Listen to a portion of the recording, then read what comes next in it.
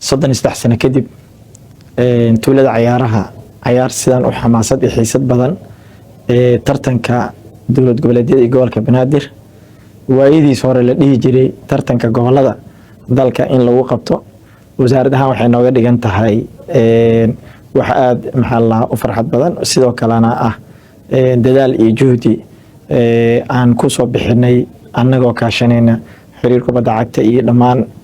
inta markaas nagala shaqeysay ee ugu horeyso private sector-kii asagana inuu maalgeliyay ama shirkadii inuu maalgelisay in koobkaas uu suurtagalay daldhowr waxay ahayd arrin soo jiidatantay muddo ma qabsoomi doontaa sidee noqon loo xakameyn doonaa taageerintaas laakiin inay isku yimaadaan runtii ilaahay mahadiisa waxay ahayd in meeshaas ay martigelisay ciyaaro dhowr iyo 10 ah taageerayaal tiradoodu aan ka yareen 70,000 oo qof ay yimaadaan ayaduna waxay ahayd fariin kale ayadana muhiim ah taasna waxay macnaheedu ku tusaysay fariinta amniga iyo caasimadda sidoo kalena koobkan wuxuu nooga dhignaa isdhexgal bulsho in bulshadu ay maxay tole isu jeclaadaan ama dad ay walaalo noqdaan istiidiyada maantana saad ogtihiin koobku wuxuu maraa heer gabagaba waxaa final isugu yimid labada state ee ood wadaaga ah labada state ee walaalaha ah Hirshabelle iyo Galmudug oo aan u wada rajeynayn dhamaantooda nasiib wacan midka guuleysta iyo midka kaleba runtii waa soo wada dadaaleen ayaguna waxaan leenahay labada state ba ninkii qaata ka kalena uu soo dadaalay lagama guuleysan dhamaantooda wada guuleysteen sidaas la mid ah guud ahaan state sanadkan ka qayb galay dhamaantooda waa wada guuleysteen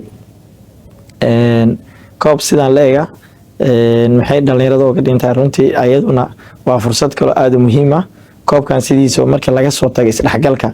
muhiimadda kale aan ka leeyna waxay ahayd ciyaaraha ama xulalka ciyaartooyda xulkeena qaranka inta badan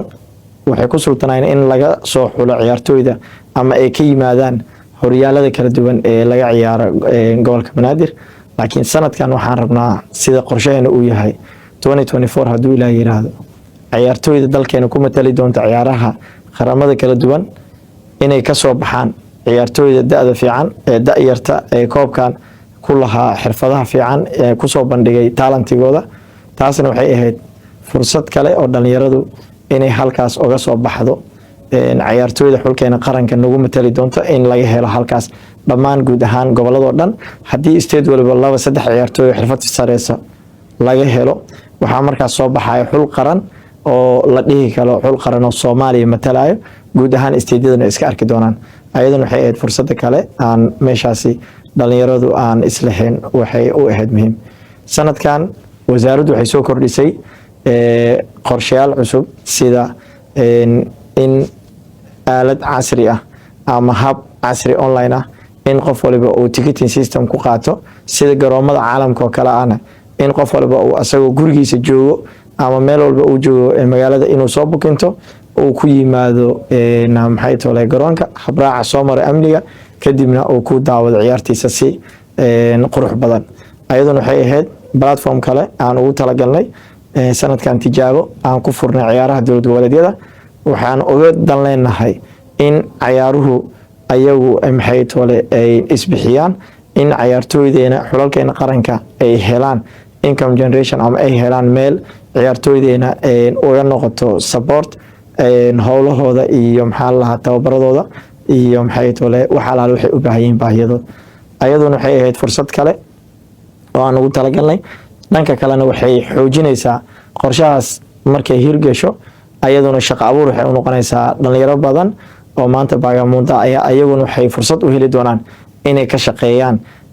hab maamulkaas cusub ee aan ku soo kordhinay ayaduna waxay ahayd fursad kale aan u arkeynay ugu dambeyn fariinteeda ama baaqayga waxay tahay aan rabo inaan la wadaago bulshada Soomaaliyeed gaar ahaan bahda sportiska xiiseesa jecel taageerayaasha kala duwan ee sportiska waxaan rabaa inaan iraahdo sportisku sidiisu waa isdhexgal bulsho waxa uu sportisku soo jiidaa bulshadu inay isjeclaadaan inay nabadda iyo amnigana ay xoogeysato waxaan rabaa marka in qof waliba uu maskaxda ku haayo labada kooxood ee joogta finalka ee tuulada ciyaaraha ayaguna insha Allah ku madalsan waxaan rabaa inaan iraahdo labadiina waa soo dadaasheen idinkuna waxaa idinka rabnaa inaad taageeradiina ama taageerayaashiinu aad la hadashaan. anaguna codkayga waxaan ku biirinayaa baaqi maanta ilaa iyo kala duwanaa ay dirayeen xiriir kubadda cagta iyo dhammaan wasaaradaha labada xiriirka kala soo horjeeda. anaguna waxaa rabaa inaan iraahdo taageere u horseed kooxdaada inay ku guuleysato si xasiloon, nabdoon, qurxoon, adigoo tartanka carqalad aadan ku noqonin. taageerayaashuna waxaan leeyahay idinkuna mar kale waxaan rabaa inaan idin iraahdo aadaad u mahadsantihiin sida quruxda badan garoonka aad usoo camirteen, aad u dhiirigeliseen in sportiska uu horumarana sababteed idinkaa lahaa. runtii maanta horumarka dalkeena sportiska uu ka gaaray waxaad dareemayseen in majalooyinka caalamka ama hay-adda ugu sareysa kubadda cagta ee FIFA iyo madaxweynaheedaba in uu dhacdooyinka marka uu soo qaadanayay toddobaadka sportiska dhacay dunida in uu qayb ka ahaa waxa uu soo qaatay ciyaarihii ugu dambeeyay xiisaha badnaa ee xamaasada badnaa ee dalkeenu ka dhacay. ayaduna waxaa suurto geliyey inay saas u qabsoonto, garoonka camiray, dhiirageliyey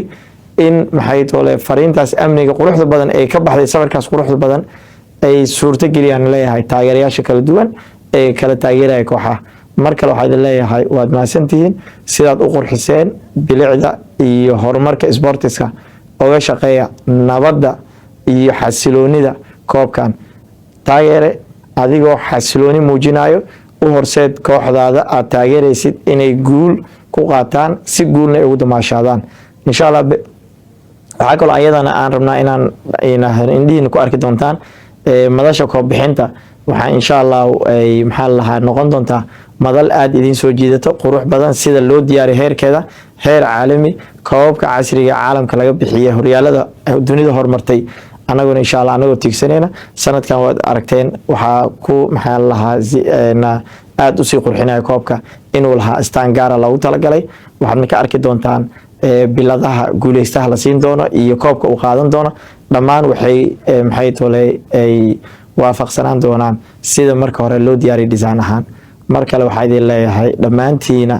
idinkoo isku duwan taageerayaasha kala duwan ee kala taageeraya kooxaha waad mahadsantihiin. si gaarna waxaan rabaa labada kooxood inaan iraahdo labadiina waad hambali hordhacayda siiyo, waad soo wada dadaasheen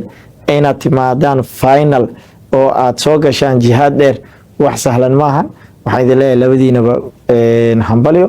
kolley kubaddu waa cadi madow, kubaddu guushuna qolo unbay raaci laheede. qolada guuleysatan waxaan leeyahay hambalyo, kuwa guusha ka raacdayna ayaguna waxaan leeyahay waa dadaasheen idinkuna sidaasi lamid ah hambalyo. waad mahadsantihiin. ballanteenu waxaa waa sportis horumarsan, sportis qurux badan, sportis la dhiirageliyey, sportis isku filnaada, xulkiisa qarankii ciyaartooydiisana isbixiya ay noqdaan kuwa maxaa la dhahaa wax waliba tasiilaad ay u baahdaan ayagu isu kaba. mar kale waxaan u mahadcelinaa guud ahaan bahda sportiska saad isu wada duwan tihiin. waxaa idin leenahay mahadsanidin.